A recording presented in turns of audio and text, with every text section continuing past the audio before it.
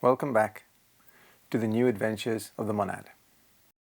We have got to the 6th presentation in this series, and we now have a clearer understanding that each life stream evolves through the 7 kingdoms, 3 of them elemental, until it passes into the higher realms of the 5th kingdom, which we can think of as superhuman existence. Each human monad then has the possibility of advancing along 7 paths. There is something to bear in mind. When a monad enters the 5th kingdom, in the 4th chain, it has actually reached a much higher state of development than a monad that achieved this goal in the 1st chain. In the same manner, a monad exiting the 4th kingdom for the 5th in the 7th chain will be considerably more evolved still. What we effectively have is a goal set for human evolution in each chain. Think of this as a passing out exam from a university. If a student graduates after only 1 year of tuition, they will only be able to perform certain tasks in the wider community. Graduates after 2 years of tuition will be able to master challenges greater than their cohorts who graduated after only 1 year.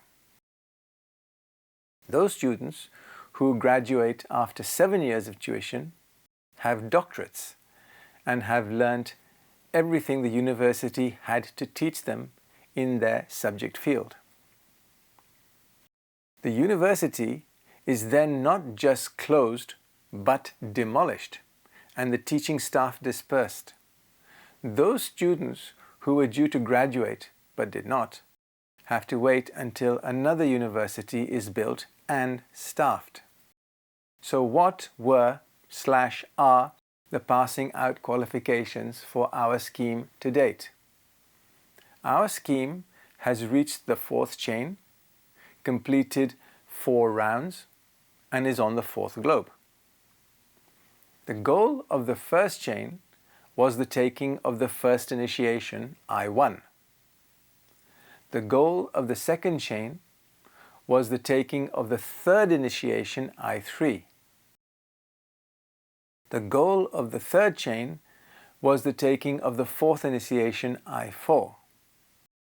The goal of the 4th chain is the taking of the 5th initiation, I5. We have no information about the goals set for the remaining chains in our scheme. What should be borne in mind is that once a monad enters the path, its progress is not arithmetic or geometric, but follows an exponential progression: 2, 4, 10, 256, 65,536, 4 million, etc. You get it. It's big. This is how nature achieves such immense outcomes. Bearing this in mind, we can say that we have the potential to achieve as much in the 4th chain as the monad did in the 3 preceding ones. It is stated in the secret doctrine that the perfected man of the 7th round of our chain will be but 1 removed from the root race of their hierarchy, the highest on earth and our terrestrial chain. That is to say, that perfected humanity, after 3.5 more chains of evolution, will arrive 1 stage below that at which now stands the Lord of the world, your friend and mine, Sanat Kumara. Each monad has come into manifestation through one of the planetary chain logi and will eventually become part of a heavenly human. These heaven-born human beings being the true inhabitants of the solar system, the mind-born sons of the planetary logi, destined themselves to be the planetary logi of the future.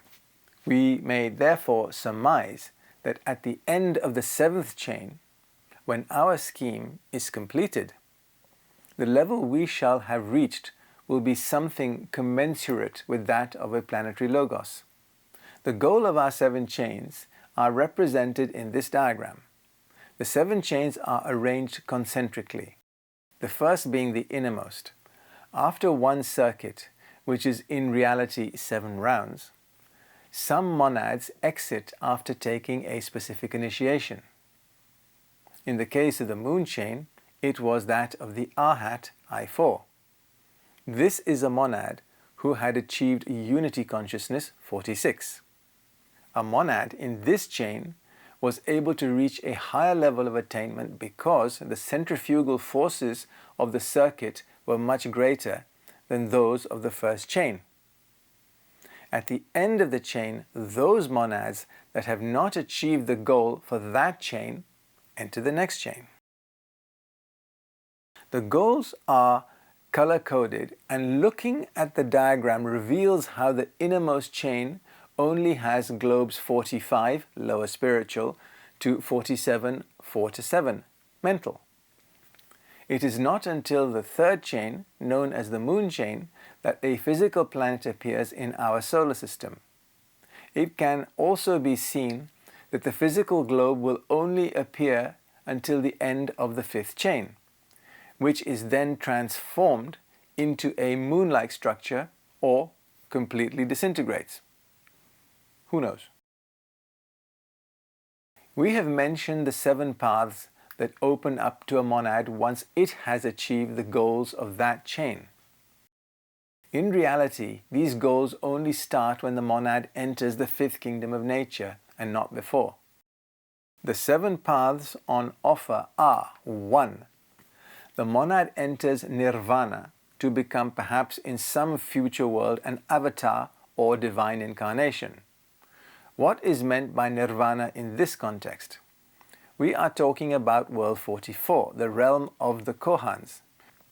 You do not get there automatically. You have to work your way up there by first taking the I4, then the I5, and finally the I6. This is sometimes called taking the Dharmakaya vesture. The Dharmakayas keep no envelope below plane 44, so cannot function on plane 49. So, if someone waltzes up to you and tells you they are in contact with an avatar, be impressed. Very, very impressed. Because it means that they themselves have ascended to world 44. 2. The monad may enter onto the spiritual period, a path which includes taking the Shambhogakaya vesture, something like that. The monad then retains its manifestation as a triple spirit. What does that mean? It means that the monad has chosen to maintain all 3 triad units, unlike the choice made by the previous monads. This means they can construct for themselves temporary bodies made from atomic matter, should they take leave of their senses and decide to incarnate amongst us. 3. The monad may take the Nirmanakaya vesture, retaining the causal body and all of its permanent atoms. I associate this class of monads as being divas who work through the first ray. They are often linked to the lords of karma. But the information given by Ledbetter may be referring to something else. 4.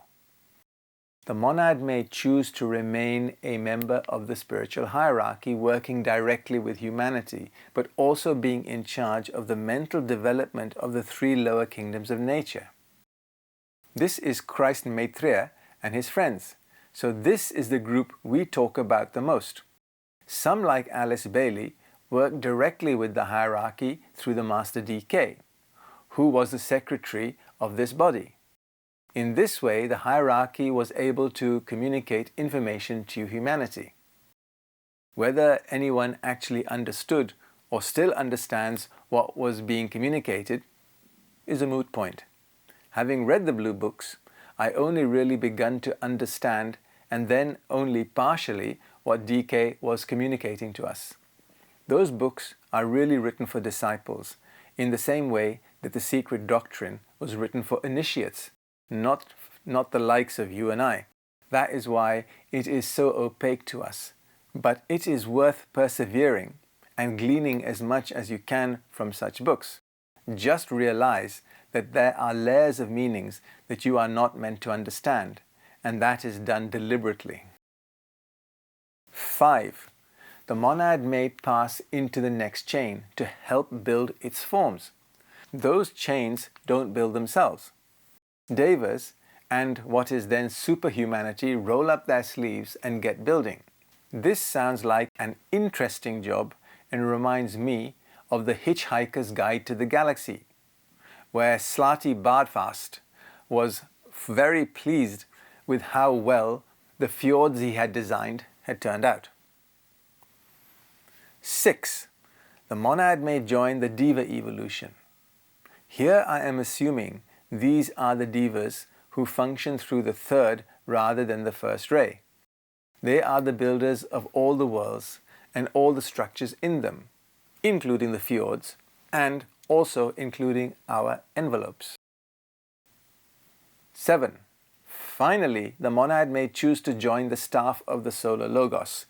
This is the most difficult and exalted of all paths, and is the one likely to be taken by first-ray monads.